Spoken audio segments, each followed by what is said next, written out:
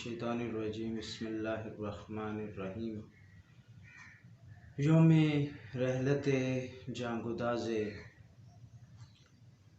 हज़रत मुफ़क्किर इस्लाम अल्लामा मोहम्मद इकबाल रहमतुल्लाह अलैह की मुनासबत से आप तमाम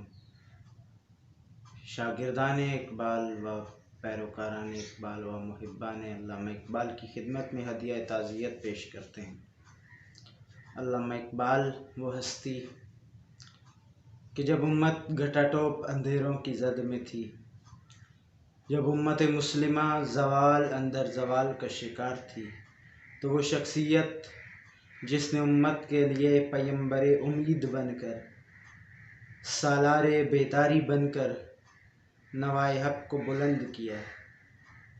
अल्लामा इकबाल जो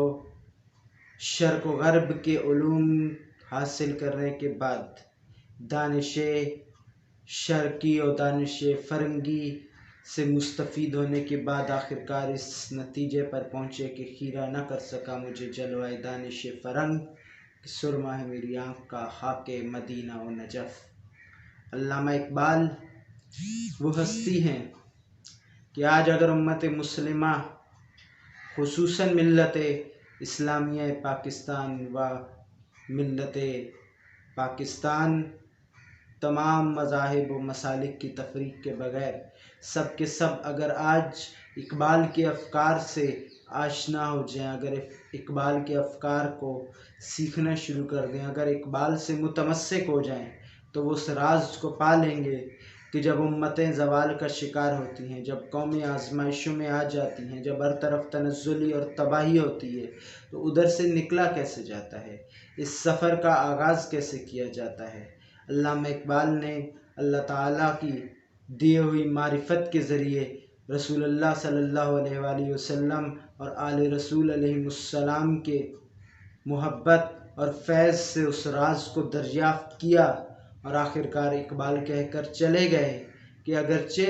ये ज़माना इकबाल का ज़माना नहीं है, अगरचे असर मन दानिंदे ये असरार नीस, इकबाल के असरार से अभी दुनिया वाकिफ़ नहीं हुई, मगर अगर दुनिया आ जाए दर इकबाल पर और इकबाल की शागिर्दी इख्तियार कर ले कि जैसा ख़ुद कहा कि बिया बे मजलिस इकबाल व एक दो जाम मिकश कि सरन तराशद कलंदरी दानंद, कि इकबाल वो मर्द कलंदर है कि जिसके पास वो राज मौजूद है कि वो कौम,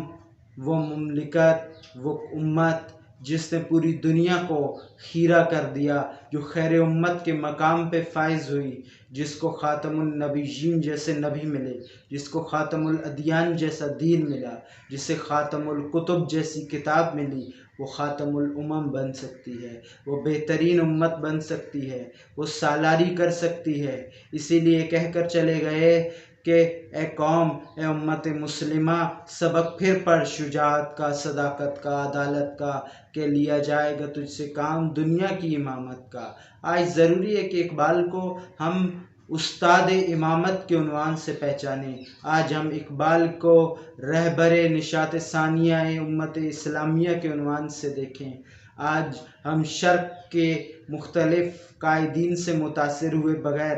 ग़र्ब के निज़ामों और तर्ज़ ज़िंदगी से मुतासिर हुए बग़ैर हम दोबारा से उस तरफ आएँ जो हमारा रास्ता है, हम वापस पलट कर आएँ। इस माह मुबारक के रमज़ान के अंदर हम आएँ उस मंजिल की तरफ, उस नुक्ते की तरफ जो इकबाल हमें दे कर गए हैं, और वो नुक्ता कुरान मजीद फ़ुरक़ान हमीद है कि इस किताब को अगर हमने फ़कत किताब सवाब न बनाया, इस किताब को अगर हमने फ़कत किताब हिदायत न बना लिया, और अगर इस किताब को हमने फ़कत किताब विर्द न बनाया, बल्कि इस किताब को हमने किताब ज़िंदगानी बना लिया, हमने इसे मुर्दों पर पढ़ी जाने वाली किताब के बजाय ज़िंदों की रहनुमाई करने वाली किताब की हैसियत से देखना शुरू कर दिया, अगर हम सीरत रसूलुल्लाह सल्लल्लाहु अलैहि वसल्लम को मुनाज़रों और मुजादलों और तनाज़ात کے اندر استعمال کرنے کے بجائے، اپنے سیاسی مفادات کے اندر استعمال کرنے کے بجائے، اگر ہم نے رسول اللہ صلی اللہ علیہ وآلہ وسلم کی سیرت کو، اہل بیت علیہ السلام کی سیرت کو اگر ہم نے اسوہ کے عنوان سے دیکھا، نمونہ عمل کے عنوان سے دیکھا، تو اقبال فرما گئے تھے اور فرما چکے ہیں، اور آج بھی اقبال کا وہ پیغام اسی طرح سے زندہ ہے کہ نکل کے عرب کے صحرا سے جس نے روما کی سلطنت کو الٹ دیا تھا، سنا ہے یہ قدسیوں سے میں نے، وہ شیر پھر ہوشیار ہوگا۔ یہ ممکن ہے کہ اگر ہم اقبال کی کلام کی طرف آئیں تو وہ قلندر جو آخرکار یہ کہتا ہوا اس دنیا سے چلا گیا کہ تھا ضبط بہت مشکل اس سیل معانی کا، کہہ ڈالے قلندر نے اسرار کتاب، آخر ہم اس کتاب کے اسرار کی طرف آ سکتے ہیں، اور اگر ہم آ جائیں تو ہم اس راہ نجات کو پا سکتے ہیں، جیسا کہ ذبیح یوم، ذبیح ماہ رمضان حضرت امیر المومنین علی علیہ السلام نے بھی اپنی وصیت کے اندر فرمایا کہ اللہ اللہ بالقرآن، خدا کے لیے اے میرے ماننے والو، اے میرے چاہنے والو، اے امت مسلمہ، قرآن سے متمسک ہو جاؤ۔ کہیں ایسا نہ ہو کہ قرآن پر عمل کرنے میں دوسرے تم سے سبقت لے جائیں، کیونکہ جو بھی قرآن سے متمسک ہو گیا، جس نے قرآن پر عمل شروع کر دیا، جس نے قرآن کو منشور زندگی بنا لیا، جس نے قرآن کو آئین حیات بنا لیا، وہ سرفراز بھی ہوگا، وہ ارتقا بھی پائے گا، وہ ارتفاع بھی پائے گا، وہ غالب بھی ہوگا۔ لیکن اگر کوئی قرآن سے متمسک نہ ہوا تو یہ غلط فہمی ہے کہ وہ سنت سے متمسک ہو سکتا ہے۔ اگر کسی نے قرآن کو ترک کر دیا تو یہ غلط فہمی ہے کہ وہ اہل بیت علیہ السلام سے متمسک ہو سکتا ہے۔ اولین حیثیت قرآن مجید کی ہے ثقل اکبر دونوں طرح کی روایات کے اندر، کہ کتاب اللہ و سنتی ہو یا کتاب اللہ و عطرت و اہل بیتی ہو، دونوں صورتوں میں کتاب اللہ ثقل اکبر ہے، کتاب اللہ کے ساتھ متمسک ہونا بنیاد ہے۔ لیکن کس طرح سے متمسک ہونا؟ اقبال کے بارے میں ہمیں ملتا ہے کہ اقبال کا وہ قرآن جو اقبال نسخہ استعمال کرتے تھے تلاوت کے لیے، وہ موجود ہے آج بھی میوزیم کے اندر۔ کس طرح سے موجود ہے؟ اس طرح سے لگتا ہے کہ جیسے اس نسخہ قرآن مجید کو بارش کے اندر رکھا گیا ہو اور وہ شدت سے بھیگا ہو، حالانکہ وہ بارش میں نہیں بھیگا بلکہ اقبال کے آنسوؤں سے بھیگا ہے۔ اور اقبال نے ابلیس کی مجلس شورا کے اندر بھی یہ پیغام دے دیا کہ ابلیس اور ابلیسیوں کو بھی یہ بات معلوم ہے کہ آج بھی اگر چند سحر خیز موجود ہوں جو اپنے اشکوں سے وضو کرتے ہوں، جو امت کو اس ذلت اور پسماندگی سے، اس ذبوں حالی سے، اس پستی سے، اس تفرقے سے، اس قتل و غارت سے، اس احتیاج سے، اس درماندگی سے، اس محتاجی سے نکالنے کی فکر کر لیں اور قرآن سے متمسک ہو جائیں، رسول اللہ صلی اللہ علیہ وآلہ وسلم سے متمسک ہو جائیں۔ اگر قرآن مجید کو اور سیرت اور سنت پیغمبر اکرم خاتم النبیین صلی اللہ علیہ وآلہ وسلم کو اپنا لیں تو اس میں کوئی شک نہیں کہ وہ دوبارہ سے غلبہ پا سکتے ہیں۔ کیوں؟ کیونکہ مومن کی یہی شان اقبال نے بیان کی کہ ادھر ڈوبے ادھر نکلے، ادھر ڈوبے ادھر نکلے۔ یہ بنیاد ہے۔ زوال آیا کرتے ہیں لیکن زوال سے عروج کی طرف جانا عقل مندی کا نام ہے۔ زوال میں رہ کر زوال پر مطمئن ہو جانا، زوال کو قبول کر لینا، ذلت اور پسماندگی پہ راضی ہو جانا، یہ نہ اسلام کا راستہ ہے، نہ قرآن کا راستہ ہے، نہ رسول اللہ صلی اللہ علیہ وآلہ وسلم کا راستہ ہے، نہ اہل بیت علیہ السلام کا راستہ ہے، نہ اصحاب منتخبین و منتجبین رضوان اللہ علیہم کا راستہ ہے، اور نہ ہی یہ علامہ اقبال رحمۃ اللہ علیہ کا راستہ ہے۔ ضرورت ہے اس چیز کی، جس چیز کو رہبر معظم انقلاب اسلامی حضرت امام آیت اللہ العظمیٰ سید علی خامنہ دامہ ظلہ العالی نے فرمایا تھا کہ اقبال ستارہ بلند شرق ہے، اقبال مرشد آزادی ہے، اقبال استاد مقاومت اور حریت ہے۔ یہ ضروری ہے کہ ہم اس استاد کی طرف آئیں کہ اگر سرزمین ایران پر رہنے والے، سرزمین فلسطین پر بسنے والے اقبال سے ہدایت لے سکتے ہیں، سبق لے سکتے ہیں، تو کیوں نہ ہم جو اس دھرتی کے باشندے ہیں جو اقبال کی دھرتی ہے، جس سرزمین پر اقبال پیدا ہوئے، جس سرزمین پر اقبال نے زندگی گزاری، جس سرزمین پر اقبال نے اپنی آخری سانس لی، اور جس سرزمین میں اقبال دفن ہوئے، اس سرزمین پر رہنے والوں کا بدرجہ اولیٰ یہ فریضہ بنتا ہے اور اقبال کا ان پر حق بنتا ہے کہ وہ اس کی طرف آئیں، کیونکہ مومنین کرام، محبان وطن دوستو، یاد رکھیے گا کہ اللہ تعالیٰ خداوند تبارک و تعالیٰ کی ذات نعمتیں دیا کرتی ہے، لیکن ان نعمتوں سے استفادہ کون کرتا ہے، یہ ضروری چیز ہے۔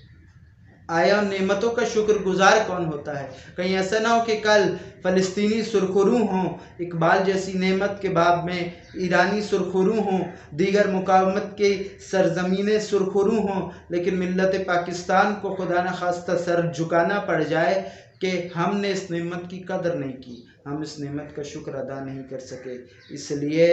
آج ضروری ہے کہ یوم رحلت اقبال پر، یوم ضربت امیر المومنین علی علیہ السلام پر، ہم علی علیہ السلام کے اس عاشق اور شاگرد مکتب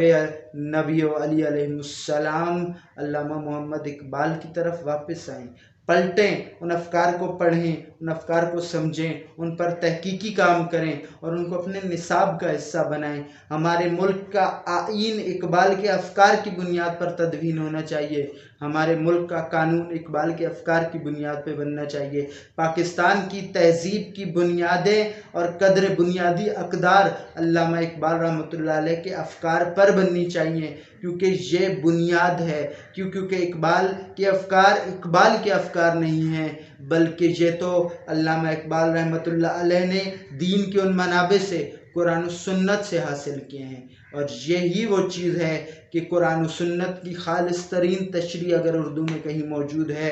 اگر ہماری سرزمین پر اردو اور فارسی میں کہیں موجود ہے تو وہ کلام علامہ اقبال کے اندر ہے۔ مجھے یاد پڑتا ہے کہ آج سے کئی سال پہلے، تقریباً آج سے ہم کہہ سکتے ہیں کہ